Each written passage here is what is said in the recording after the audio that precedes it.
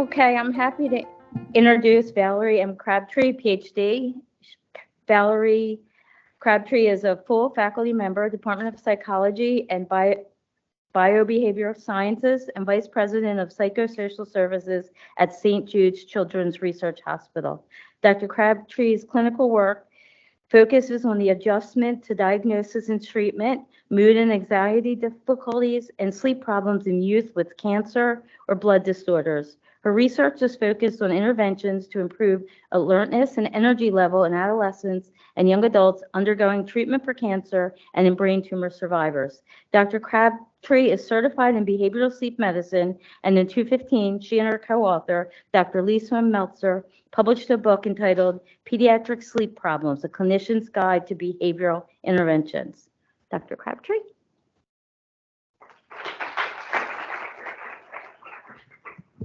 Well, thank you all for having me today. Does this clicker work? Do you know? Okay, good. I'm short, so it's hard for me to see people if I stand right behind the title slide. So thank you all for having me. I'm excited to talk with you all about sleep difficulties and managing sleep problems in people who have had pituitary tumors. So what I'd like to do first is go through some of the distinctions between sleepiness and fatigue, because these are actually distinct symptoms that overlap but are not exactly the same. Talk about ways that we can assess for sleepiness in children, adolescents, and adults, some particular interventions for managing sleepiness, go through some more specific details about healthy sleep habits, talk a smidge about some specific sleep challenges that we see during adolescence, and then talk some about what the roles of parents can be in helping to manage some of these sleep problems. So why should we talk about sleep? Probably everyone in here can tell me for an hour why we're talking about sleep, but certainly we know that any tumor or insult to the hypothalamic pituitary adrenal axis will impact how hormones are regulated, temperature is regulated, and the sleep-wake cycle. So how we manage our sleep at night and wakefulness during the day is very centrally located within that HPA axis. So having had a tumor in that area is going to impact a person's ability to regulate sleep and wake. And often what we see is something that we call excessive daytime sleepiness. So it isn't just being sleepy during the day, but it really is an excessive amount of sleep. And the hallmark features of excessive daytime sleepiness are difficulty staying awake, sleeping at times when that may have not been what was intended. It must interfere with daytime functioning. So that may mean difficulty staying awake for school, for driving, at jobs, being able to have energy to engage in social activities after school or after work. And when we are thinking about excessive daytime sleepiness, this is a subjective complaint. So this is what someone would come to us and say, I feel very sleepy during the day. And one of the ways that we can evaluate sleepiness is with something called the Epworth Sleepiness Scale. And the Epworth was developed for adults, but we also have this modified version that is just tweaked a little bit so we can use it with children as well. And when we look at having someone complete this subjective sleepiness scale, if you can think of this for yourself, if you're scoring 10 or above, that is an indicator of excessive daytime sleepiness. And excessive sleepiness isn't always associated with a hypothalamic pituitary adrenal axis problem. There are other people that might have obstructive sleep apnea or narcolepsy or other reasons that they have daytime sleepiness. So this really is just a subjective tool to let us know, is someone having that daytime experience? Now, fatigue is related to sleepiness, but it is a different symptom. And this really is this physical sensation of being very tired. It isn't that I feel like I could easily close my eyes and fall asleep, but I just am overall lacking in energy. And that might be mental or physical exertion. And for most people with fatigue, it is relieved by rest. So if I've been working out in the yard and I feel really tired, I can go lie down for half an hour and I feel like I can have better energy. But chronic fatigue really is this unrelenting sense of exhaustion that is not relieved by rest.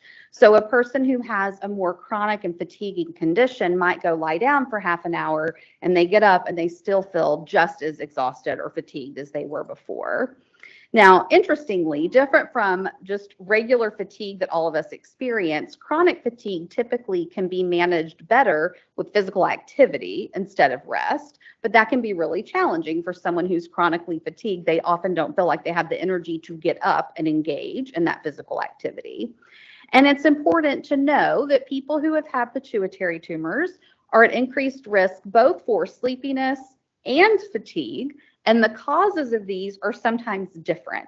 So as many of you, if not all of you know, it can be complicated to figure out, do we need to adjust hormones? Do we need to adjust thyroid? Do we need to address sleep? Do we need all of these things?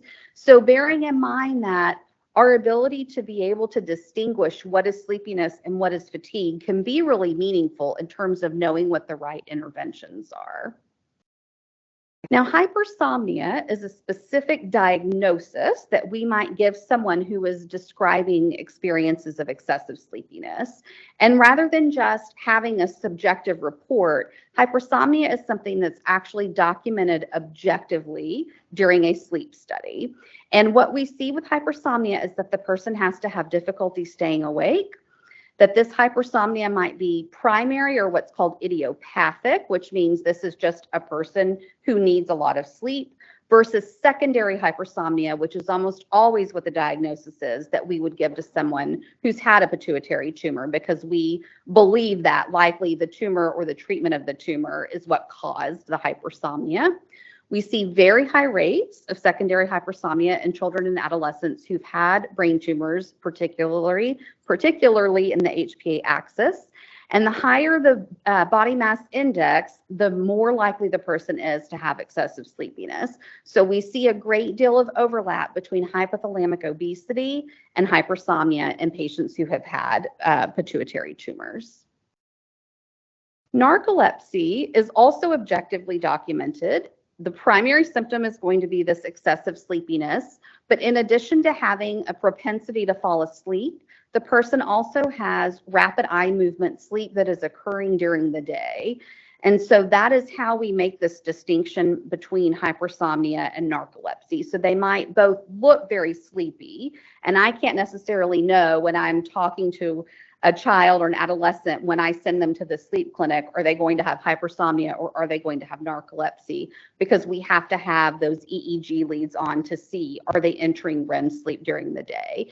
And healthy people should not have REM during the day unless they've had a difficult night of sleep the night before. They might have it early in the morning if they slept in later or if they had an early nap, but throughout the day, they should not be having REM. So that really is an indicator to us of the HPA axis not effectively regulating sleep-wake.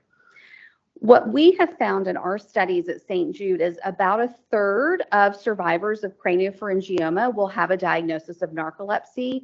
Another third will have a diagnosis of hypersomnia. So about 2/3 of children, adolescents, and young adults who've had craniopharyngioma will have one of these disorders related to excessive sleepiness.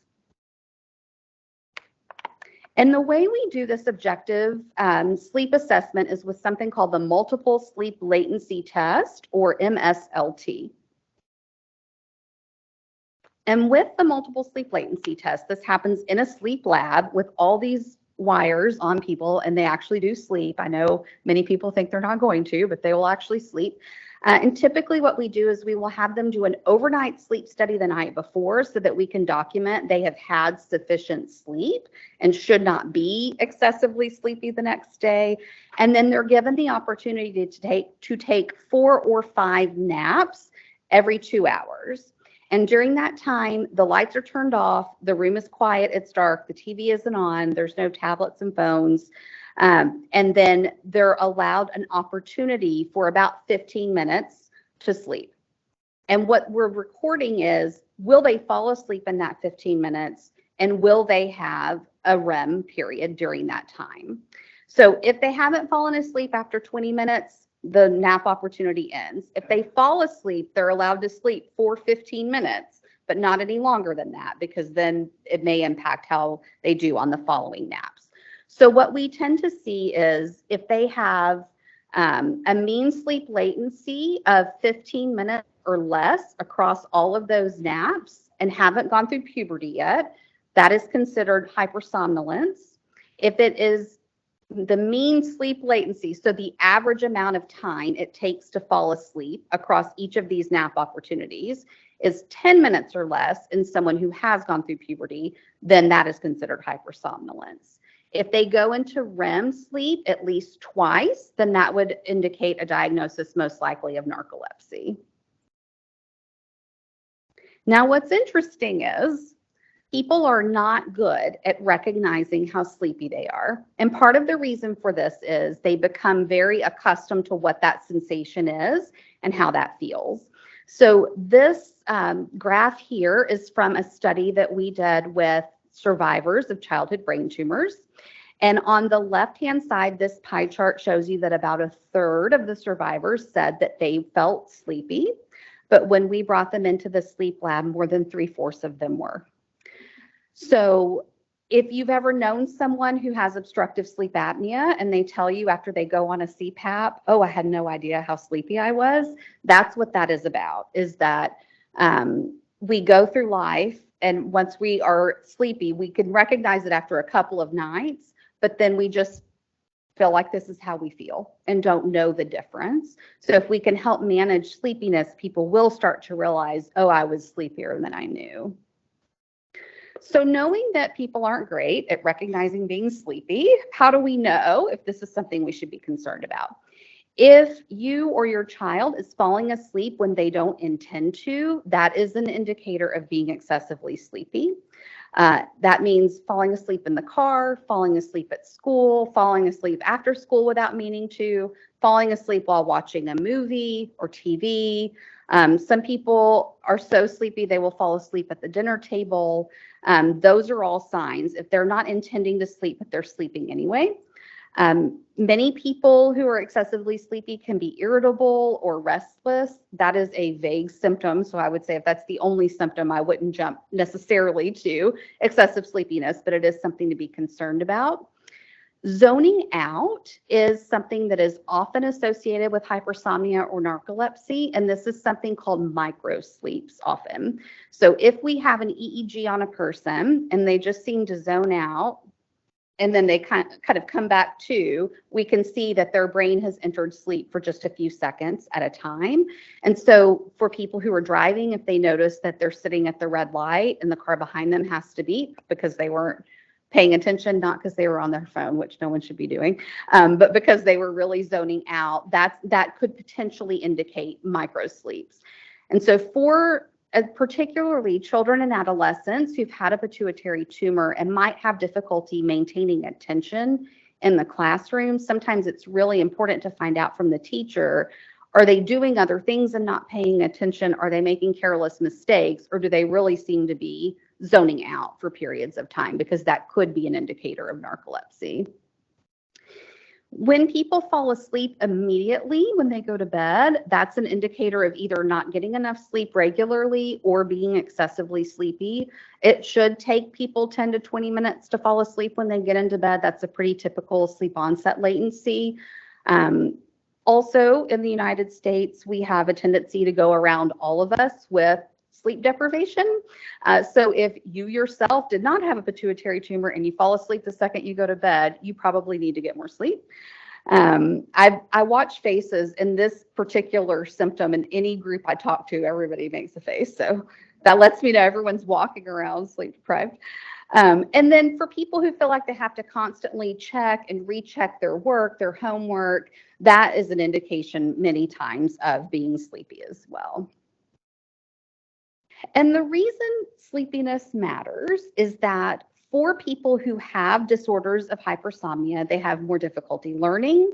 There are more challenges managing emotions and behavior, more difficulty organizing and planning, and worse quality of life. And so for people who've had pituitary tumors, they have challenges in all of these areas, or can have challenges in all of these areas anyway.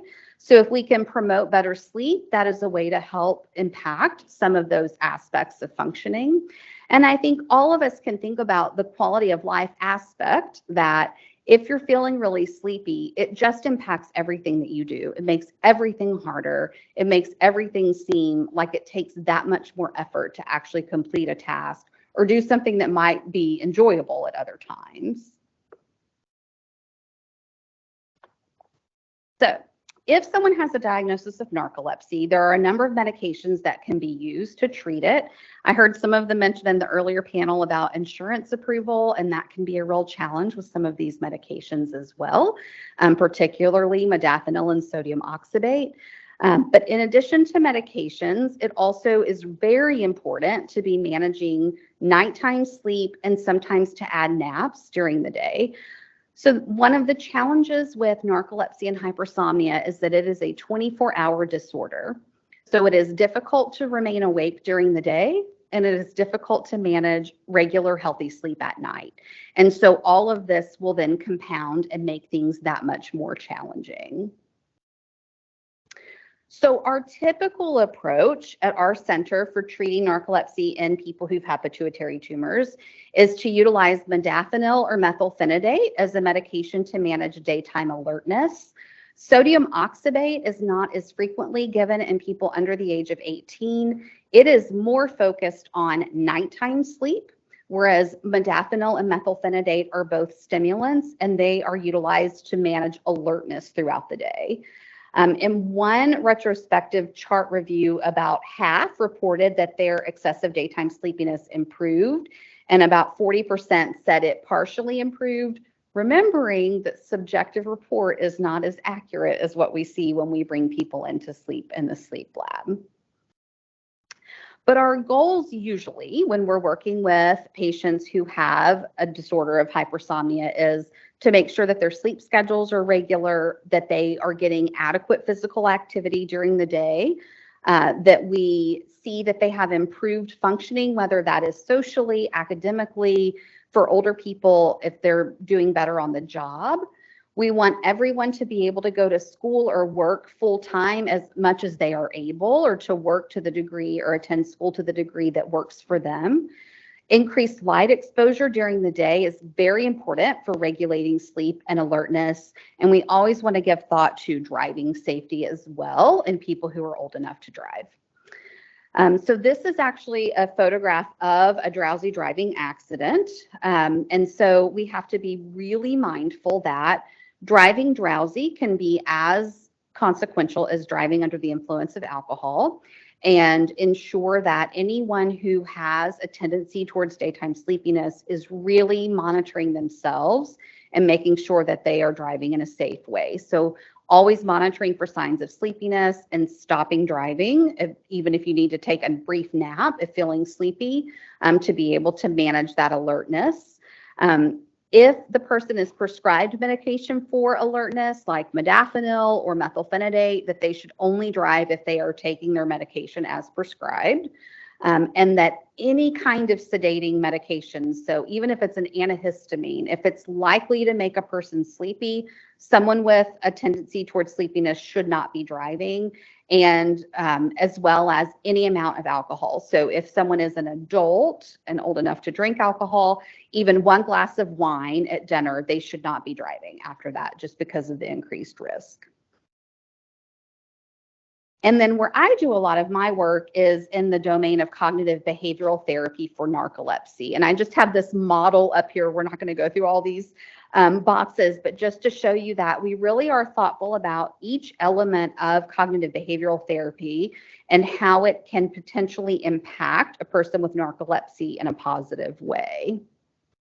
So there's a lot of elements to that we'll go through now.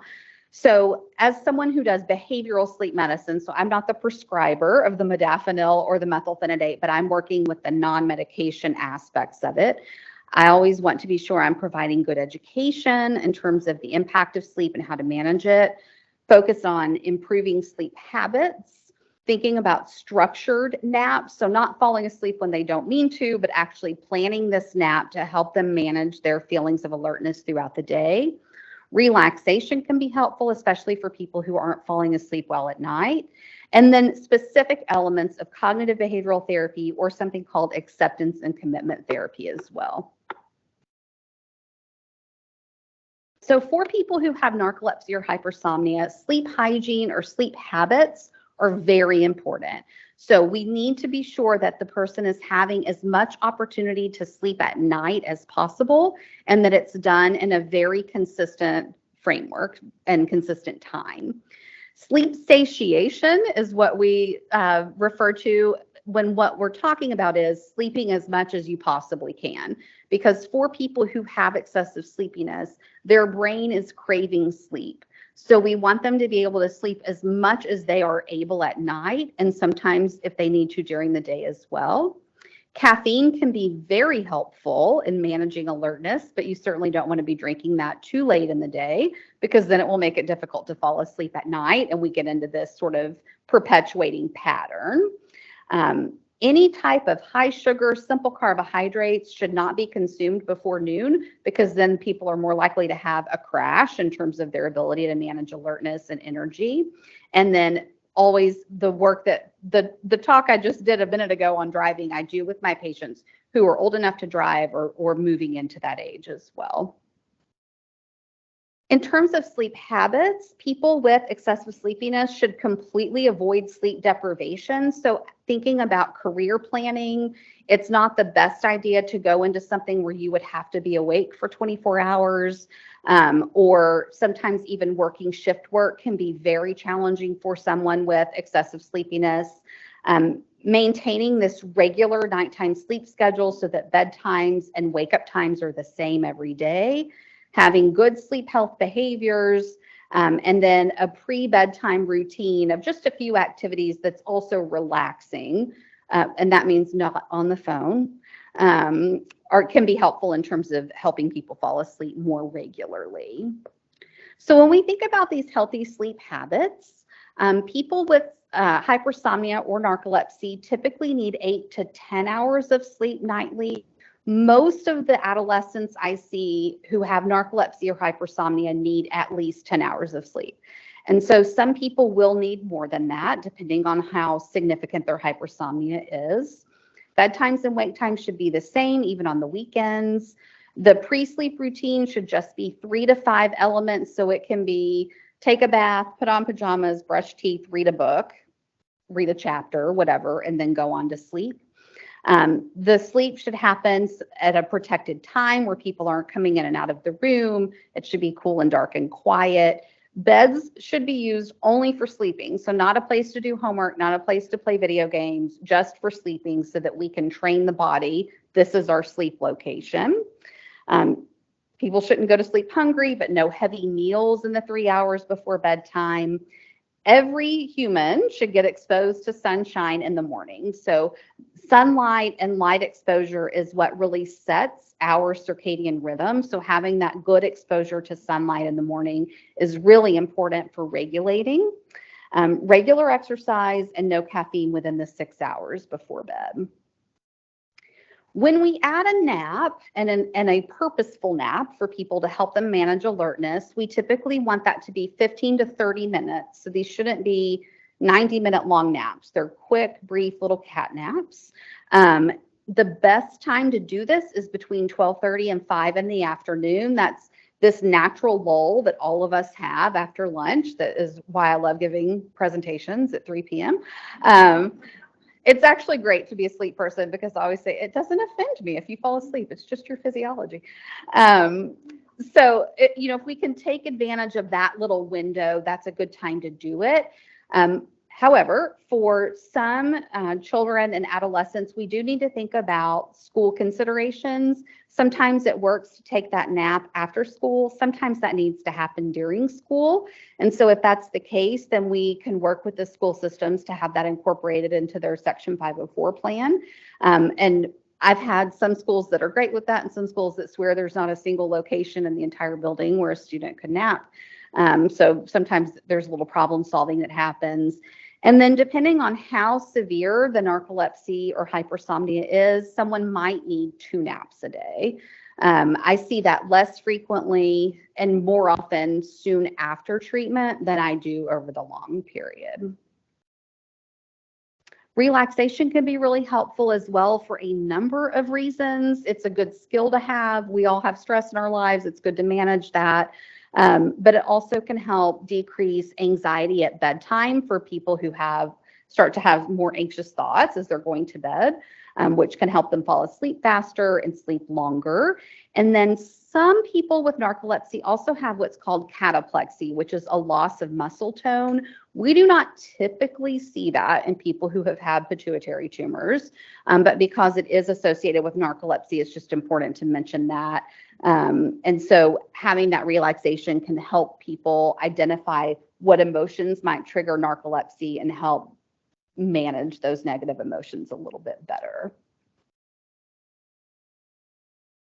And then as we're thinking about CBT or acceptance and commitment therapy, I think it's really important because the problems that we see after someone has had a pituitary tumor are all lifelong challenges that have to be managed for their entire lives.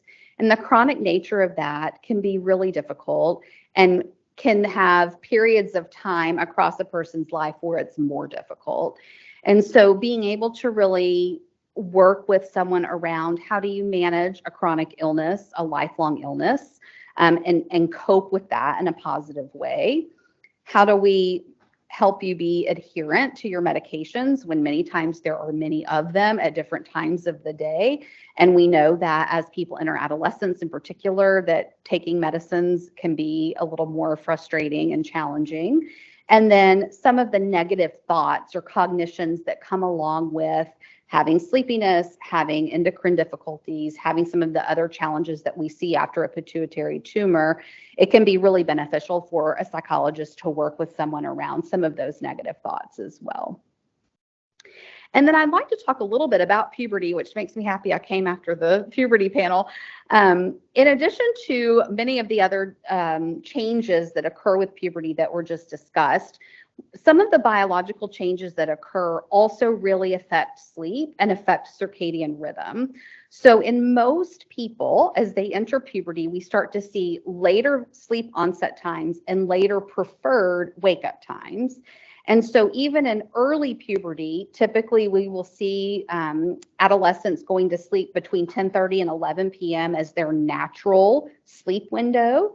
But there isn't good research on this, but from what I see in my practice, I don't see that shift happen as commonly in people with pituitary tumors as I do in other adolescents. It still happens, but I just don't see it as often. But what I do see is that some of that sleepiness that was already there can get worse as someone enters puberty. And what's challenging in the United States is that many schools start excessively early. And if we have schools that start before 8:30 a.m., then we're really not setting adolescents up for success in being able to sleep as much as they need to. Mary Carskadden is a sleep researcher from Brown, and this is her graph that I just like to show because she talks about adolescent sleep being the perfect storm. And so there's this biological change that causes the circadian rhythm to shift later. Something else that happens during adolescence is that sleep pressure. So the longer we've been awake, feeling sleepier and sleepier, takes much longer in an adolescent than it does in a child or in an adult. So they can stay up much later because they don't have that pressure or that drive that happens in their brain. And at the same time, parents tend to have less oversight of bedtimes. There's more pressure from schools and extracurricular activities. There's more social networking and TikToking to do. And that all of that, the biological and the psychosocial piece, pushes those bedtimes later. And then the school start times being excessively early ends up in this late to bed, early to rise, and too short of a sleep period. This is not healthy for a healthy adolescent. It is particularly difficult for someone with excessive sleepiness and can really set some of our adolescents up for failure, in my opinion. I have a whole soapbox on school start times if anyone wants to hear it. So I also just want to put a little plug in about laziness. So as I was putting these slides together, on my next slide, you'll see I have a little note to parents that being sleepy does not equal being lazy. Sleep is a biological need. It's like saying, if you need to take a drink of water, you must be lazy. And what's fascinating to me is I went on Google Images to get a picture of a lazy person. And this was the first page of Google Images. So it's not even just that culturally we equate sleep with laziness, but even visually and how it is depicted in popular culture. And even psychology today, I really want to write them as psychologists. This offends me. That why is every depiction of a lazy person someone sleeping, including this guy who they took 2 pictures of sleeping for 2 different magazines. So he must be a good sleep model. So I think for parents, oftentimes as kids become adolescents, parents do have less oversight, but it is important to still have some general rules, some general times by which they need to be in bed, some general times by which they need to be up on the weekends. Sleep is not lazy. Reducing the use of electronics at bedtime, and thinking really about academic workload and extracurricular activities and the impact that this has on sleep, and how to really support our teenagers to be sure that they're set up for success, and then advocate for healthy school start times. So I just want to end with that we do see an increased risk for daytime sleepiness, that people are not great at noticing how sleepy they are, that if you are seeing signs of sleepiness in yourself or in your child, to seek help from a sleep center, that there's medication and non-medication strategies for managing that sleepiness. We're going to see some of these changes with puberty, and it's just important to be thoughtful about protecting sleep across the spectrum of life. It isn't just a baby and toddler issue. It's something we need to be thinking about across the lifespan. And these are a few resources I like to provide. If you or someone in your family has narcolepsy or hypersomnia, or you're concerned that they might, all of these resources are really helpful. Julie Flygare is a patient advocate with narcolepsy. She did not, to my knowledge, have a pituitary tumor, but she does a lot of great advocacy. So her information could be really helpful as well.